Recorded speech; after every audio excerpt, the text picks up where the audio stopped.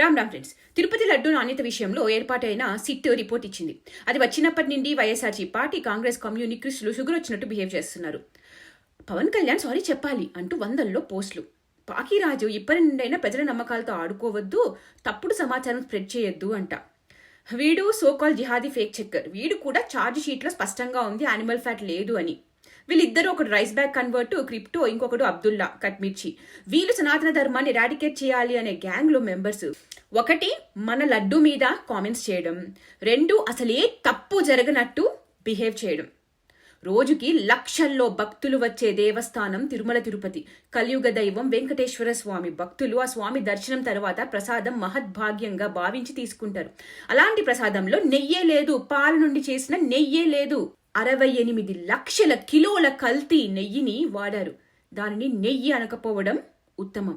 ఆ మిశ్రమంలో ఏమున్నాయి? Vegetable oils, palm oil blended with chemicals. 250 కోట్ల డబ్బులు తీసుకుని ఇచ్చింది ఈ మిశ్రమం.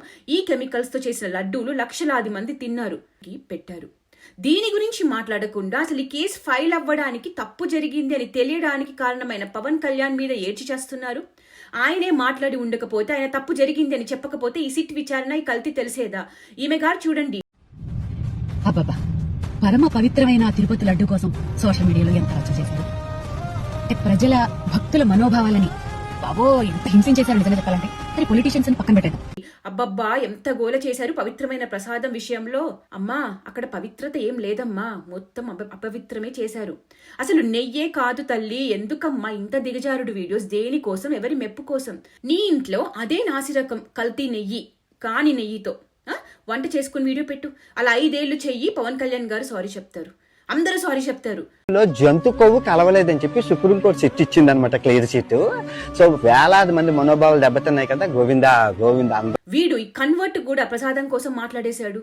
జంతు కొవ్వు కలవలేదు అని చిట్టిచ్చింది అంటే మరి నెయ్యి కల్తీ అసలు నెయ్యి కాదు అని వీళ్ళెందుకు చెప్పట్లేదు? యానిమల్ ఫ్యాట్ విషయానికి కూడా వద్దాం. ఆయన జస్ట్ అలా వచ్చేసి యానిమల్ ఫ్యాట్ ఉంది అని అన్నారా? ఎన్డీడీబీ రిపోర్ట్ ప్రకారం ఇక్కడ చూడండి, సస్పెక్టెడ్ అడల్టరెన్స్ లిస్ట్ లో పామ్ ఆయిల్, బీఫ్ టాలో ఉంది. సస్పెక్టెడ్ అడల్టరెన్స్ లిస్ట్ లో ఉంది. సన్ఫ్లవర్ ఆయిల్ ఉంది, పామ్ ఆయిల్ ఉంది. దీని ఆధారంగానే ఆ రోజు ఆయన మాట్లాడింది. ఇప్పుడు కూడా ఫస్ట్ అడల్ట్రేషన్ జరిగిందా లేదా అనే దాని మీద విచారణ జరిగింది, ఇన్వెస్టిగేషన్ చేశారు, రిపోర్ట్ ఇచ్చారు. అసలు నెయ్యే కాదు, అదొక మిశ్రమం అని తేల్చి చెప్పేశారు. ఇదే ఫైనల్ రిపోర్టా? ఇంకా ఇన్వెస్టిగేషన్ ఆపేస్తారా? లేదు. ఇక్కడ చూడండి, సబ్స్టెన్స్ సింథటిక్ గీ, 0% మిల్క్ ఫ్యాట్, అంటే పాలకి సంబంధించిన ఫ్యాట్ 0% ఉంది. Composition palm oil and chemical esters. ఈ కెమికల్ ఎస్టర్స్ అంటే ఏంటి? ప్రకృతిలో డైరెక్ట్ గా దొరికే ఒక మిశ్రమం, ఒక న్యాచురల్ ఇంగ్రీడియంట్. ఇది కాదు కదా, it's chemical, it's man made. దేని నుండి చేస్తారు? Commonly made from animal fats or tallow or lard. ఇంకేమైనా చేయొచ్చు, వెజిటేరియన్ పద్ధతిలో కూడా చేసి ఉండొచ్చు. సో ఆపుకోండి, ఇంకా ఇన్వెస్టిగేషన్ జరుగుతుంది. ఆ ఎస్టర్స్ ఎక్కడి నుండి తయారు చేశారు అనేది కూడా చెప్తారు. ఇక్కడ తప్పు జరిగింది, పెద్ద తప్పు. ఆ తప్పు లక్షల మందికి 5 ఏళ్లలో కెమికల్ లడ్డూలు తినిపించారు, పాయిజన్ లడ్డూలు తినిపించారు. ఫుడ్ పాయిజనింగ్ అయి ఉంటే, ఏమైనా రోగాలు వచ్చుంటే, ఎవరెవరికి ఏం మార్పులు వచ్చాయో, ఒంట్లో ఏం జరిగాయో ఎవరికి తెలుసు?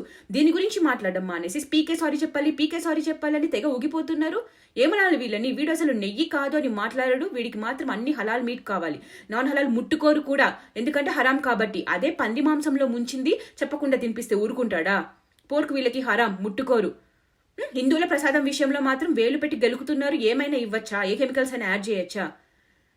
ఎందుకు అందరూ పవన్ కళ్యాణ్ మీద ఏడుస్తున్నారు? చంద్రబాబు నాయుడు గారు అన్నారు, ఎందరో హిందువులు మాట్లాడారు, ఇంకెందరో మాట్లాడారు. కేవలం పవన్ కళ్యాణ్ గారి మీద ఎందుకు ఏడుస్తున్నారు వీళ్ళందరూ?